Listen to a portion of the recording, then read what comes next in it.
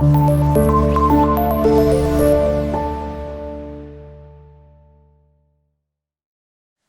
اللہ الرحمن الرحیم۔ شروع اللہ کے نام سے جو بڑا مہربان نہایت رحم کرنے والا ہے۔ اردو 11ویں جماعت کے ساتھ میں ہوں آپ کا معلم محمد اسامہ انس۔ اچھا بچوں، آج کا جو ہمارا لیکچر ہے سبق نمبر 15 حصہ نظم۔ نظم کا عنوان ہے آزادی، ٹھیک ہے۔ شاعر کا نام ہے احسان دانش اور نظم کا عنوان ہے آزادی۔ احسان دانش کی پیدائش ہے 15 فروری 1914 اور 12 مارچ 1982 میں اس کی وفات۔ شاعر ہے اور اس کو مزدوروں کا شاعر کہا جاتا ہے۔ احسان دانش کو مزدوروں کا شاعر کس طرح؟ کیونکہ بچپن کے حالات ہی کچھ ایسے تھے کہ بچپن میں ان کے والد صاحب جو ہے وفات یعنی کہ فوت ہو گئے، تو پھر اپنی جو تعلیم کو جاری نہ کر سکے، تیسری جماعت میں تھے تو تعلیم کو خیر بات کر دیا۔ پھر اس کے بعد انہوں نے ہر طرح کی مزدوری کی ہے، ٹھیک ہے۔ یعنی کہ جو مزدور کرتا ہے، ایک تو وہ مزدور جو اینٹیں اٹھاتا ہے، بجری اٹھاتا ہے، ٹھیک ہے، اس کے بعد سیمنٹ اٹھاتا ہے، بلکہ ہر طرح کی مزدوری جو ہے وہ کی ہے۔ بسوں کے اندر جو ہے وہ جو مزدور حضرات بوتلیں وغیرہ بیچتے، یہ کام بھی کیا ہے، عطر بھی بیچا ہے۔ اس کے بعد گلیوں میں یہ پاپڑ بھی بیچے۔ ہر کام مزدوری کا جو مل جاتا سو احسان دانش نے کیا، یعنی کہ اس کو مزدور شاعر جو ہے نا وہ کہا جاتا ہے۔ اس کے بعد مزدوروں کا شاعر بھی کہا جاتا ہے۔ اس کے بعد پڑھنے کا شوق تھا ساتھ ساتھ، یعنی کہ یہ تعلیم کے ساتھ، یہ مزدوری کے ساتھ، کام کے ساتھ جو ہے وہ تھوڑا بہت شغف تھا، پڑھتے رہے خود اپنی طرف سے۔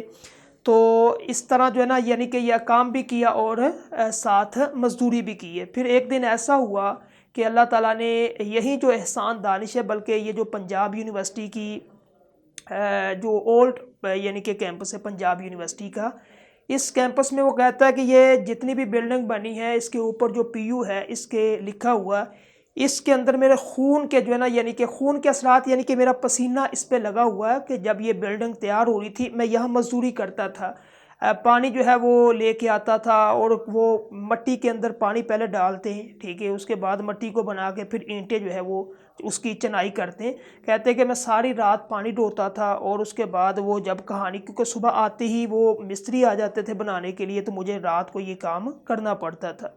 پھر ایک دن یہی ہوا کہ اسی یونیورسٹی کے اندر اللہ تعالیٰ نے ان کو ایک پروفیسر کی حیثیت سے، ایک ٹیچر کی حیثیت سے وہاں تعینات کیا، ٹھیک ہے۔ یعنی کہ محنت کے ساتھ ساتھ تعلیم جو ہے اس کو جاری کیا، پڑھتے رہے، پھر اللہ تعالیٰ نے ان کو ایک اچھا معلم اور شاعر بنا دیا، ٹھیک ہے۔ تو یہ نظم ہے، ماخذ اس کا فصل سلاسل۔ فصل سلاسل ایک کتاب ہے احسان دانش کی، اسی کتاب میں سے یہ آپ کا جو آج کا سبق ہے، آج کی نظم ہے، لی گئی ہے، جس کا عنوان ہے آزادی، ٹھیک ہے۔ اب اس کے اندر جو مشکل الفاظ کے معنی ہیں سب سے پہلے وہ دیکھ لیں۔ ہر شعر کے اندر جو مشکل ہے وہ میں نے لکھا ہے، مشکل الفاظ کے معنی۔ سب سے پہلے سرخی تحریر آزادی، جس کا معنی ہوتا ہے آزادی کی تحریر کا عنوان۔ دوسرا ہے تحقیر، تحقیر کا مطلب ہے ذلت، حقارت۔ اور اس کے بعد ذوق، ذوق کا مزہ ہوتا ہے لذت، مزہ۔ شعلہ تاثیر آزادی، آزادی کی تاثیر کا جوش، جذبہ، ولولہ، ٹھیک ہے۔ اس کے بعد ہے تعمیر آزادی، تعمیر آزادی کا آزادی کو مضبوط کرنا۔ اس کے بعد تفسیر، تفسیر کا مطلب ہے تشریح، اور تنویر، تنویر کا مطلب ہے روشنی، ٹھیک ہے۔ اب یہ ہے مشکل الفاظ کے معنی، اس کو نوٹ کر لیں اپنی کتاب نکال کے، جو یعنی کہ مشکل لفظ ہے اس کے اوپر یہ ساتھ ساتھ لکھتے جائیں، کیونکہ ہم تشریح کریں گے تو یہ آپ کو کام دے گا، ٹھیک ہے۔ تو اب ہے اس کا خلاصہ اور مرکزی خیال۔ یہ 5 نمبر کا ہوتا ہے سوال، آپ نے شاعر کا نام لکھنا ہوتا ہے، 1 نمبر اس کا ملتا ہے۔ اس کے بعد خلاصہ، خلاصہ یہ ہوتا ہے کہ پوری نظم کے اندر اس کو یعنی کہ اپنے الفاظ کے اندر بیان کیا جاتا ہے۔ ابھی پڑھ لیتے ہیں، یہ خلاصہ آپ نے لکھ دینا ہے، ٹھیک ہے، اگر آ جائے آزادی میں سے، نظم آزادی میں سے، اور یہ مرکزی خیال ہے۔ سب سے پہلے خلاصہ کرتے ہیں کہ آزادی کے حصول کا جذبہ عین عبادت ہے، عبادت ہے آزادی کے طلب کے لیے، آزادی حاصل کرنی چاہیے، اور آزادی کو حاصل کرنا یہ عبادت کا درجہ ہے، ٹھیک ہے۔ قربانیوں کے بغیر آزادی ممکن نہیں۔ ہاں اگر آپ نے آزادی لینی ہے تو آزادی گھر میں بیٹھ کے نہیں ملتی۔ آزادی جو ہے بندہ کہے کہ میں صرف سو جاؤں، کھا لوں، پھر اٹھ جاؤں، پھر سو جاؤں، پھر اٹھ جاؤں اور آزادی مجھے مل جائے گی گھر کے اندر، نہیں۔ اس کے لیے قربانیاں دینی پڑتی ہے، تکالیف، مصائب جتنی بھی ہے نا وہ برداشت کرنی پڑتی ہے، ٹھیک ہے۔ اس کے بعد جہاں شہریوں کو حق کہنے کی اجازت نہ ہو وہ حقیقی آزادی نہیں، یعنی کہ شہری ہوتا ہے، شہری سے مراد یہ نہیں کہ جو شہر میں رہتے، شہری سے مراد اس ملک کا باشندہ، اس ملک کا باسی، اس ملک کے اندر رہنے والا، وہ ہے اس ملک کا شہری۔ اور جس ملک کے اندر احسان دانش کہتا ہے کہ اس کو بولنے کی بولنے کی جرت نہ ہو یا بول نہ سکتا ہو، یا اس کو جو ہے مزاحمت کی جائے، اس کے خلاف اس کی زبان بندی کی جائے، تو وہ کہتا ہے وہ آزادی کے ملک کے اندر نہیں رہ رہا، وہاں آزادی نہیں ہے۔ آزادی تو رائے کو بیان کرنے کا نام ہے۔ یہاں کا ماحول لوگوں میں قربانی اور جدوجہد کا شوق پیدا کر رہا ہے۔ ہمارے خون میں آزادی کی تاثیر شعلے کی مانند دوڑ رہی ہے، ٹھیک ہے۔ ظلم و ستم کا حد سے بڑھ جانا ایک بڑے انقلاب کا پیش خیمہ ہے۔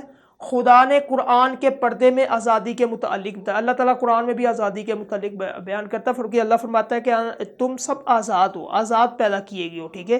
لیکن انسان خود اپنے آپ کو جکڑتا ہے یا کسی کے جو ہے وہ تسلط کے اندر آ جاتا ہے۔ اب قیامت تک دنیا اس کی تفسیر کرتی رہے گی۔ اس کے بعد ہم نے آزادی کے لیے بے شمار قربانیاں دی، لیکن ابھی بھی حقیقی آزادی سے محروم ہے۔ میرا مذہب پوری دنیا کے لیے آزادی کا پیغام ہے، دنیا کو آزادی کا درست مطلب ہم بتائیں گے، یہ احسان دانش کہتا ہے۔ اس کے بعد مرکزی خیال ہے آزادی ایسی عبادت ہے جو قربانی کے بغیر ممکن نہیں، لیکن اظہار رائے کی آزادی حقیقی آزادی ہے، یعنی کہ اپنی بات کو بیان کرنا، اپنی رائے کو قائم کرنا، اپنی رائے لوگوں کو بتانا، سب کے سامنے اپنی رائے دینا، یہ آزادی ہے جس سے ہمیں محروم کیا گیا۔ شاعر حقیقی آزادی کا متلاشی ہے، یعنی کہ اس کو تلاش کر رہا ہے، جسے وقت کے حکمرانوں نے سلب کر لیا۔ شاعر آزادی کے نام پر اس دھوکے کی مذمت کرتا ہے، ٹھیک ہے۔